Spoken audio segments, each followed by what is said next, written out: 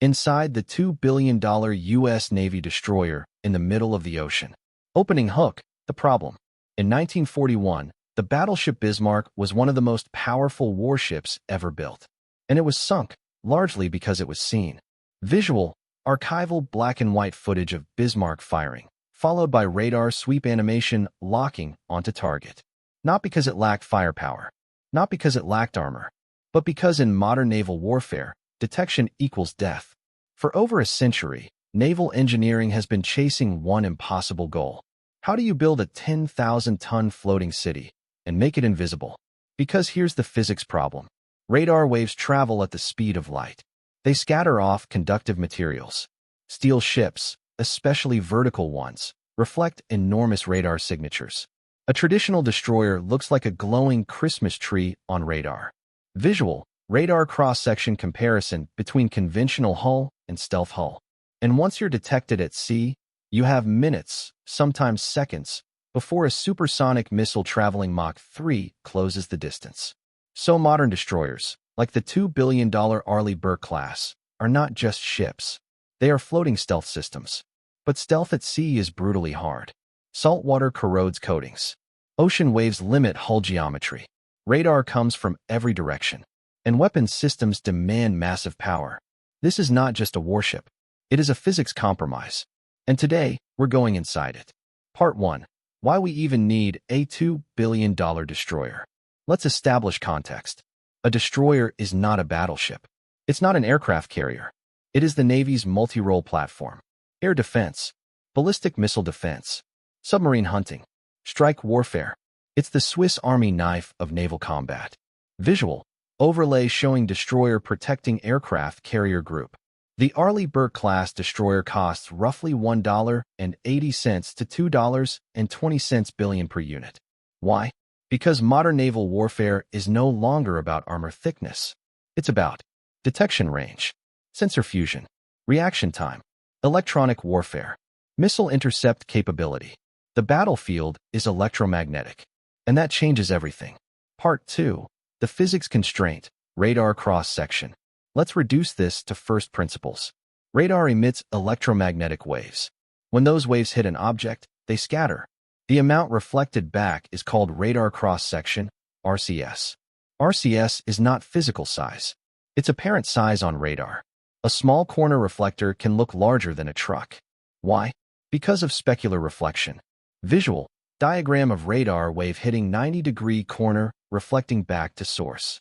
Vertical surfaces reflect waves directly back to the emitter. Old ships had flat walls and right angles everywhere. That's a radar nightmare. So engineers asked, what if the ship doesn't reflect energy back to the radar source? That's stealth. Part 3. Shaping the invisible. Modern destroyers use angled surfaces. Look at the superstructure. Visual, close-up 3D model of Burke-class superstructure with angled faces highlighted.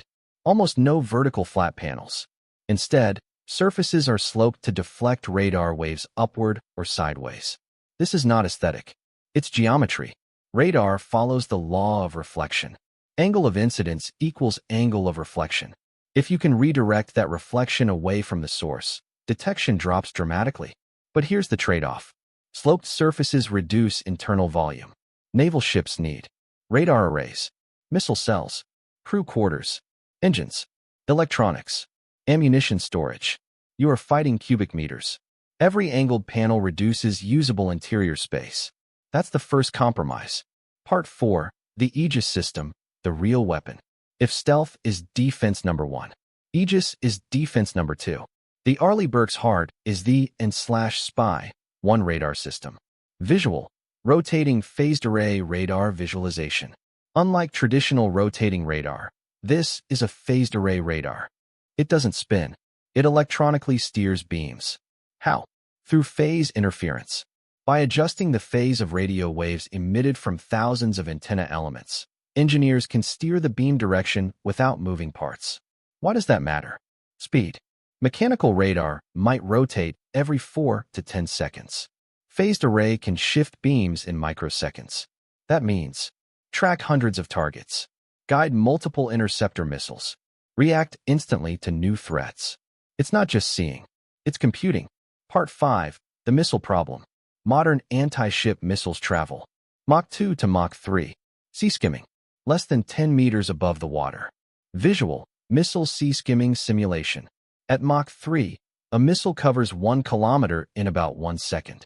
If detected at 20 kilometers, you have roughly 20 seconds. That's not much time. So the destroyer carries vertical launch system, VLS, cells. Typically 90 to 96 cells. Each can house SM-2/SM-6 air defense missiles, Tomahawk cruise missiles, anti-submarine rockets. The VLS is flush-mounted. Why vertical? Because rotating launchers increase radar signature and mechanical complexity. Vertical launch allows 360-degree engagement, faster firing, lower RCS. But here's the trade-off. Vertical launch requires cold or hot launch systems with enormous heat and pressure management. You're igniting a rocket inside a steel tube. Visual. Cutaway showing exhaust gas venting. Thermal shielding and blast deflection systems add weight. Weight means more displacement. More displacement means more drag, which means more fuel. Everything compounds. Part 6. Propulsion. Moving 9,000 tons. The destroyer displaces roughly 9,000 to 10,000 tons. To move that mass at 30+ knots requires immense power. The Burke class uses gas turbines, essentially jet engines connected to propeller shafts. Specifically, for General Electric LM-2500 turbines. Each produces roughly 25,000 horsepower. That's about 100,000 horsepower total. Visual. Exploded view of marine gas turbine. Gas turbines operate on the Brayton cycle. Air is compressed, fuel injected, combusted, expanded, drives turbine. Why gas turbines? Power density. Diesel engines are efficient, but heavy. Gas turbines provide high power-to-weight ratio. But here's the trade-off. Fuel efficiency. Gas turbines are less efficient at low loads.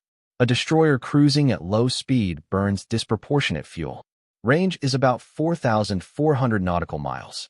Impressive, but limited compared to nuclear-powered carriers. Why not nuclear? Cost. Complexity. Maintenance. Destroyers must be numerous. Nuclear power makes sense for carriers, not for fleet-wide deployment. Part 7. The Materials War. Saltwater is merciless. Corrosion eats steel at electrochemical level. Iron oxidizes. Chloride ions accelerate corrosion. Visual. Molecular diagram of oxidation reaction. So destroyers use high-strength, low-alloy steels, protective coatings, cathodic protection systems. But stealth coatings create another challenge. Radar-absorbent materials, RAM, degrade in harsh marine environments. So engineers balance durability versus radar absorption. You cannot coat an entire ship in fragile composite panels like a stealth fighter. Maintenance would be impossible. So naval stealth is geometric first, material second. That's why destroyers are stealthy, but not invisible. Part 8. Electronic warfare. Missile defense isn't only kinetic. It's electromagnetic. Modern destroyers carry electronic jamming systems, decoys, chaff, Nulka active decoys, visual, decoy deployment sequence. Instead of destroying the missile, you confuse it. Most anti-ship missiles use active radar homing, infrared homing, or combined seekers. Electronic warfare systems attempt to overwhelm the radar seeker, feed false signals, distract with decoys. This is a battle of signal processing, not explosives, and it happens in milliseconds. Part 9. The human factor. A destroyer carries around 300 crew members. It is a floating city. Water desalination systems, food storage, medical bays, command centers. Everything must survive. Missile shock, fire, flooding, power failure. Redundancy is everywhere. Multiple fire mains, multiple power buses, compartmentalization. This is engineering for failure. Because in war, failure is guaranteed. The question is, does it cascade? Part 10. The trade OFFS. Now the skepticism. Is a $2 billion destroyer invincible? No. Hypersonic missiles traveling Mach 5 plus reduce reaction time drastically. Swarm drone attacks saturate defenses. And each interceptor missile costs millions. An SM-6 missile can cost $4 million. A drone might cost $20,000. That is asymmetric economics. Visual, cost comparison bar graph. High-end defense versus low-cost offense. That's the uncomfortable truth. Final verdict. So is the $2 billion destroyer worth it? Technologically, yes. It represents advanced radar physics, real-time computing, naval architecture compromise, high-density propulsion systems. Economically, it's expensive but strategic.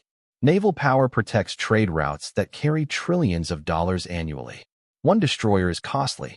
Losing sea control is catastrophic. But physics doesn't negotiate. Missiles get faster. Sensors get sharper. Costs increase. The destroyer is not a final answer. It is a moving solution in an arms race defined by electromagnetic waves and thermodynamics. Final thought. At sea, you are exposed. No mountains. No cover. Just horizon. To survive there requires bending physics, not breaking it. And the $2 billion destroyer is proof of something remarkable. Not that we can build invincible machines, but that we can continuously adapt. Even when the ocean, the laws of electromagnetism, and human conflict refuse to make it easy. And that tension between ingenuity and natural limits is what truly defines engineering.